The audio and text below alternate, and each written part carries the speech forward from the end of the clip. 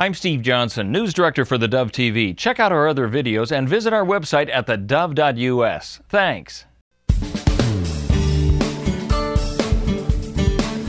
Well, welcome back to Focus Today, and if you're a person who's watched the program for some time, you will be familiar with Dr. Gene Getz. We've had him on quite a few times on the program where we've looked at the different, well, let's say, if you don't know what they are, they look like black smudges in your Bible, you're going to take it back and say, give me one that doesn't have all this stuff in it. But actually, it's very important because they're QR codes that you take your smartphone and you'll be able to have Dr. Getz kind of give you an update on the passage that you are reading and put it in context and that type of thing.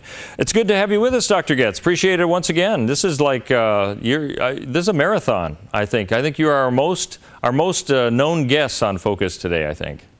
Well, thank you very much, Steve. It's great to be with you. And hey, the rule of thumb, call me Gene, okay?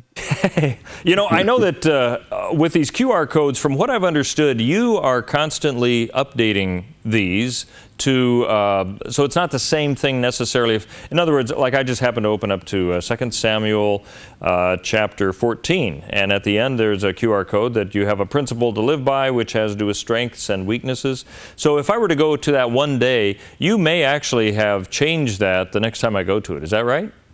Well, what I'm doing is I'm redoing all of the videos, Steve. And in fact, tonight or tomorrow night, Wednesday night, I'll be teaching 6 principles to live by from the book of Isaiah. And of course, on the first go around, that was about probably 7 years ago when I was in Isaiah. It took me 7 years to teach through the whole Bible and to do the 1,500 principles and to videotape them and to put them on the web. But basically, when we started the project, high definition was not in vogue, and so we're upgrading everything to high def.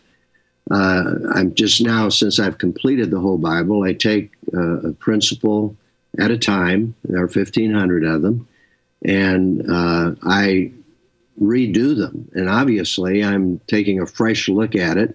The principle doesn't change. The biblical content doesn't change. But obviously, since I've done the whole project and finished it, now I'm redoing it in the light of everything I've done.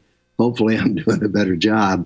But we are updating all the visual videos, so technologically better quality, and hopefully a little better quality from yours truly. Yeah, it's amazing just in the past few years how much the technology has really shifted so much. I mean, you're seeing that for sure that way. For people who haven't looked at these QR code Bible lessons, what is the length of time that they range from? What's your shortest and what's your longest? Well, normally with YouTube, though they've changed this now, but there was a 15-minute limit. But basically what I try to do is work around the 10-minute range. You know, some of them are shorter, some of them a little bit longer. But we find that, you know, with video like this, you can't go on and on and on. You lose your audience, although we have in our research, it's amazing the average amount of time that people are spending watching the videos. So that's very encouraging. Oh, yeah. And through the Bible, how many QR codes are there? 1,500. You're in the studio a long time, aren't you? Well, I'm actually when I do these, I'm in a classroom actually teaching a live audience because I feel that's better. I get feedback. They participate in it. Obviously, we don't have interaction with this particular format, but no, I do it in a classroom, and 1,500. It took me, 6+ years to actually teach through all of them. And as I said, I'm in Isaiah right now, redoing them. And I figure at the pace we're going, maybe another 4 years.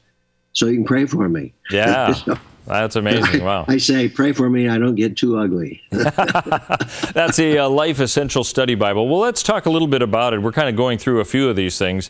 The segment that we're looking at is 1 Samuel 22, 1 through 2, that has to do with regaining spiritual focus. Kind of give us an idea about all of this, the focus that you've seen in that passage and how that's impacted you. Oh, it looks like we may have some internet problems. We'll have to see if we can get him back on there.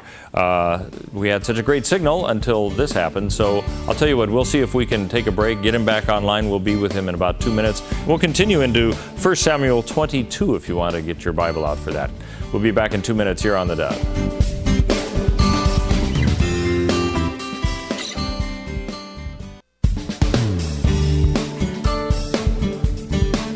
Well, welcome back to Focus Today. I'm Steve Johnson, and we're trying to make another connection with Dr. Gene Getz. We've lost him on our Skype, but hopefully we'll get him back soon. He's the, I wouldn't say, is he the author of the Life Essentials Bible? He's actually helped to bring some of his insight to that particular Bible. It's called the Life Essentials Study Bible, and it's the Bible with the QR codes. Those are the ones with the unusual markings that actually allow you to have a smartphone and you can get his individual lessons. He was saying it's about another 4-year project. He's upgrading those into high definition. If you've already got the Life Essentials Bible, you might find that some of them are older 4x3 style and then some are high def, and it's going to take him 4 more years to continue with that. But one of the areas that we're talking about has to do with regaining spiritual focus, and I think, Gene, you're back. I'm back, yeah. So sorry about the technological problems here. The signal is really good now, so I can only Right. imagine how good it is going to be when we take a look at your 16:9 Life Essential Bible studies for sure. I opened up, just in case we lost you again, 1 Samuel 22, 1 and 2, and I find this interesting because, I think for some people who think the Bible only shows glowing reports of individuals, we find a lot of people with problems in high places who actually have difficulties just like we have today, and you're focusing a little bit on Saul's increasing paranoia there, and certainly David would have felt a little alone and isolated there, and that's kind of the theme that you kind of tapped into, isn't it, in that segment? Well, it is, and the particular principle that Paulina sent on to us really is principle 34, and that is that when we feel alone and isolated, we should refocus our thoughts on who God is and what he wants to do for us when we trust him. And of course, the whole setting for that, Steve, is that David, his faith had really turned to fear, and it's understandable because Saul was out to kill him, tried to kill him a couple of times, remember, and trying to nail him to the wall.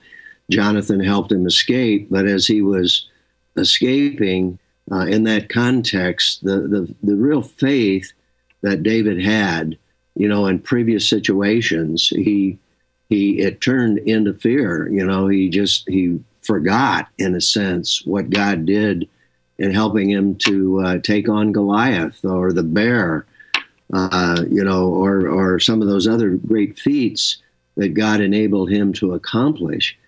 And when he was on the run, that fear took on elements of falsification. He lied. He said he was heading off to Bethlehem. That's what he wanted reported back. Well, he wasn't heading for Bethlehem. When he got to the high priest, he lied. He said he was on a mission from the king. That turned out really bad, and he ends up with going to Achish, a pagan king, and actually feigning insanity, if you can imagine. The guy that took on Goliath, he's slobbering and feigning that he's out of his mind. Of course, King Achish said, "Get this guy out of my sight. I've got enough crazy people around me." And so David heads off once again and ends up in the cave of Adullam. And that's the context here in his aloneness. And that cave, by the way, was probably somewhere in the area of where he actually killed Goliath, which is kind of ironic. But it was in that cave alone that he really regained perspective on God. And so there's some very, very significant information here. In fact, the text says, so David left Gath, took refuge in the cave of Adullam. And then, this is significant, when David's brothers and his father's whole family heard, they went down and joined him there. And that there's some significant changes that take place in David's life. First of all, in the loneness of that cave, because we believe that's where he wrote Psalm 34, and that's a very significant psalm in relationship to regaining his focus on who God is. But secondly, with his family coming down, the bad thing about being alone is you get more paranoid. That's the tendency. There's a good side. You can refocus on God, but on the other side, your fear can get greater. You get more paranoid. And so I think it's significant that his family came around him. And from that context, he regained strength and regained faith. And of course, there's tremendous verification of that principle when we get to the New Testament. Yeah. Do you find that, you brought up some areas along that timeline that I don't think a lot of people have kind of tied in together. Do you find that there's still a lot of people who think of David as almost this person who could do no wrong and really didn't have problems? Do you still find that people are rather surprised when they see the faults that he had, just like we have? Probably so. I think that we've idealized David, obviously, and it begins in, Sunday school. And obviously, with small children, you're not going to concentrate on adultery, on murder. You're not going to concentrate on all of these flaws. And I think that we kind of grow up thinking David is this stellar personality, whereas he was a man of flesh and a man of weakness, which, by the way, also from an adult perspective, we can understand God's grace. I think that one of the greatest lessons that comes out of the study of the life of David is God's grace, but also there's another interesting thing about David. He never, ever turned to idols. That was one of his stellar qualities, that in spite of his deep sin and all the problems that he had, he never became an idolater like the kings that followed him, even his own son, of course, Solomon. And so that I think God honored in his life, but there's another key, that he was a man after God's heart, in the sense that when he saw his sin and how he had violated the will of God and hurt the heart of God, all you got to do is read what he wrote in Psalms 50, 51, 52, 53. He was a broken man. And so many times people are caught in their sins, just rationalize it or come up with some other reasons why they did it. He made no excuses. So those are the things that are stellar about David. But yeah, man, he was far from perfect in the stuff that he did. Such as, can you imagine this guy standing outside the wall of Achish and letting slobber run down his beard and acting like a crazy man? I mean, that's the ultimate in fear taking over your life. And understandably, I mean, in some respects, Saul was out to kill the guy. I mean, he wanted to take his life. But that just shows the extent to which he went in walking away from the God who delivered him from some pretty significant situations. And we're all vulnerable. And I think that that's one of the things that grows out of this. But the other thing that grows out of this, Steve, is the way in which his family rallied around him and helped him gain perspective. And that principle is so strong in the New Testament that we need the body of Christ. And I think one of the things that we've got to be on guard against when we're in deep depression or fear is to be isolated. And now God can, in that darkness, reach us, but the way he reaches us, he brings others into our lives. And of course, in the New Testament, it says we all need each other. When one part hurts, we all hurt. We're members of the body of Jesus Christ. And so, with all of these principles, by the way, that I state in the Old Testament, to make sure it's truly a biblical supercultural principle, I always verify it from the New Testament, the whole biblical story. And you can certainly verify this principle from the New Testament. And that is focusing on God, but also we need other people in our lives to help us regain perspective. I want to go back a little bit. You talked about the idolatry problem that a lot of leaders had in Israel. Put that into perspective, because I think that's a little bit of a foreign concept for us, and yet that was such a, as you mentioned, a flaw with so many of the leaders except for David. What seemed to have been the draw? What was the cultural era that allowed this idolatry to kind of take over some of these otherwise amazing leaders of Israel. Well, Solomon was the one that kicked it all off, ironically. And basically, in his worship of false gods came into his life because of foreign women. And he violated the law of God, and he married foreign women. He married idolatry. They were in idolatry, immorality, and that was part of their religious system and paganism. And that took his heart away from God. And the interesting thing is after the kingdom was divided, and you had the northern kings, beginning with Jeroboam, the son of Nebat. From that point on, every king of Israel, until they were taken into captivity, into Assyrian captivity, every king was an idolater. There wasn't one good king in the northern kingdoms. Now, on the southern side, that is in Judah, Benjamin, there were good kings periodically, but the majority of them went towards idolatry and did not follow in the footsteps, it often says, of David, or those who were good kings followed in the footsteps of David. That means they did not turn to false gods. And part of it was just the world system in which they lived, and also just disobedient hearts turning away from God.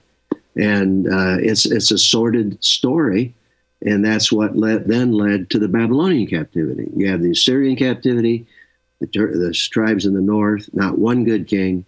You have the Babylonian captivity, the southern kingdom, a few good kings, majority still idolaters. And towards the end of Judah's reign, before they were taken to ultimate captivity, it's absolutely pathetic. I mean, Manasseh, for example, was such an evil, wicked king. It says that the blood flowed through the streets of Jerusalem. He was ultimate evil. And yet, by the way, even at the end of that story, God had mercy on him and he turned back to God. But that was a result of the captivity. Wow. Well, let's move on to another segment. We were in the Old Testament there. Let's go to the New Testament, John 7:25, which has kind of a theme of being bold but wise, and how these days, this gets into really the current state of affairs, where people deciding whether they should comment publicly about their faith or not, and what it is to be bold in the faith. What do you have to lend some insight into how we should be acting today? Well, basically, Steve, let me just read the principle there. It's principle 17 from John's Gospel, chapter 7. Though there are times when it may be wise not to comment publicly about our faith, in general, we're to be bold and open to our Christian witness. Now, the setting here, hostility. The Sanhedrin, they're angry. They're angry at Jesus. They're angry at anyone who even gives just a note of support of Jesus Christ. And one of the focus, it was the guards of the prison, of the temple police, who were Jews, and they kind of waffled and made the Sanhedrin, this ruling body, angry. And then here's Nicodemus in this setting. Now, Nicodemus showed up earlier, John 3, when he came by night, but that shows you there was tremendous fear. He was a ruler of the Jews, probably a member of the Sanhedrin, and he came by night. He saw what Jesus was doing, but he was filled with tremendous fear of what would happen to him, because, this wasn't a Sunday school picnic where they said, if you do something wrong, we're going to slap your hands.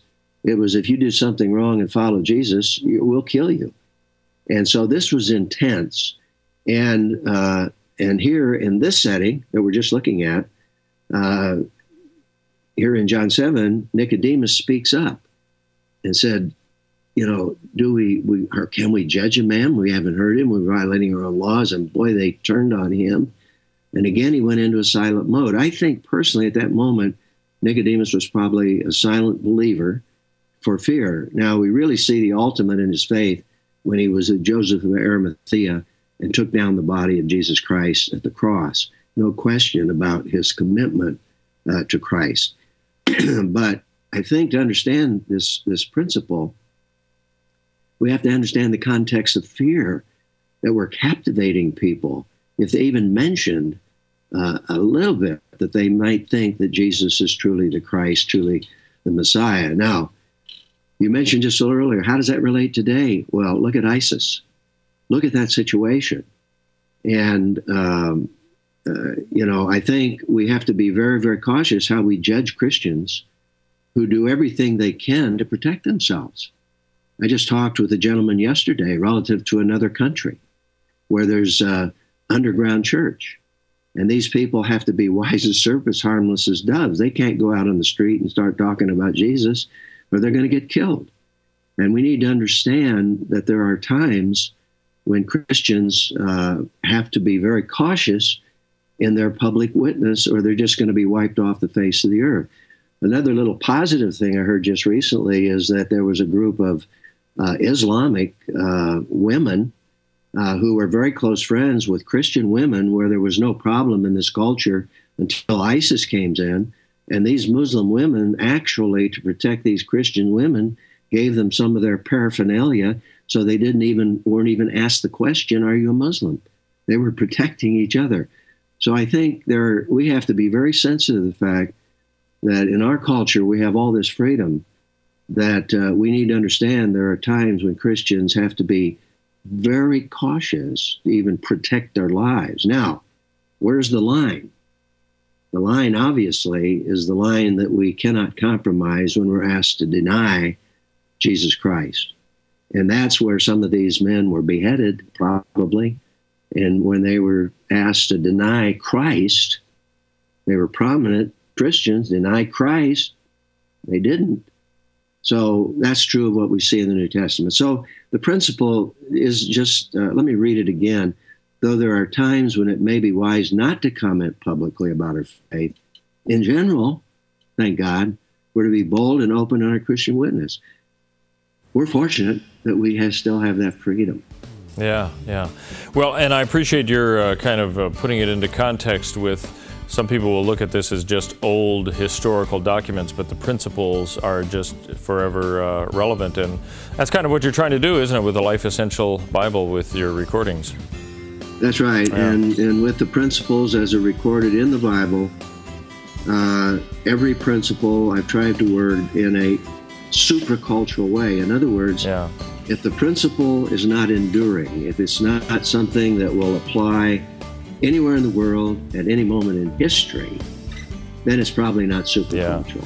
So Dr. Gene Getz, I appreciate you being with us. He's with the Life Essential Study Bible. I'd say author, but it sounds like he's right there with Moses. He's actually put in all the QR codes. Thanks for being with us, and thank you for joining us for Focus today.